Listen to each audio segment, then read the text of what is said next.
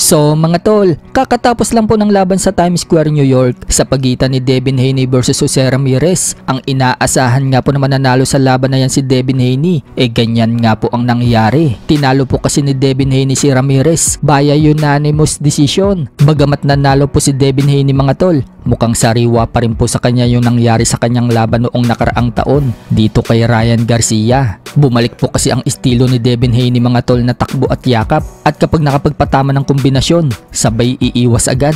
Pero magandang pagbabalik po ni Devin Haney yan mga tol, dahil makakalaban niya si Ryan Garcia kapag nanalo si Garcia sa laban na ito kay Rolly Romero mamaya. Dahil sa panalo ni Devin Haney, nananatili pa rin po siyang walang talo. Umabante na po ang record niya sa 32-0, habang yan na po ang pangatlong talo ni Ramirez. Bumagsak na po ang record sa 29 wins and 3 losses. Dahil tapos na po ang laban ni Devin Haney at Jose Ramirez, maya-maya lang mga tol, malalaman na din natin kung sino ang mananalo sa laban ni Ryan Garcia versus Rolly Romero. Kaya abangan po natin ang mga susunod na update sa main event. Sa kabilang banda naman mga tol, muli nga pong kinall out ni Filipino WBC Minimum World Champion Melvin Jerusalem si Unified WBO at WBA Minimum World Champion Oscar Collazo. Sa post po kasi ni Jerusalem sa kanyang FB, minention po niya si Collazo mga tol at sinabing, "Hello champ, Oscar Collazo. How are you? Do you want rematch? Where and when?" Agad nga po nag-comment dyan si Collazo mga tol at sinabi kay Jerusalem, "You going to be easy work? So easy work lang daw ang champion natin." Pero sa post po ni Collazo sa kanyang FB,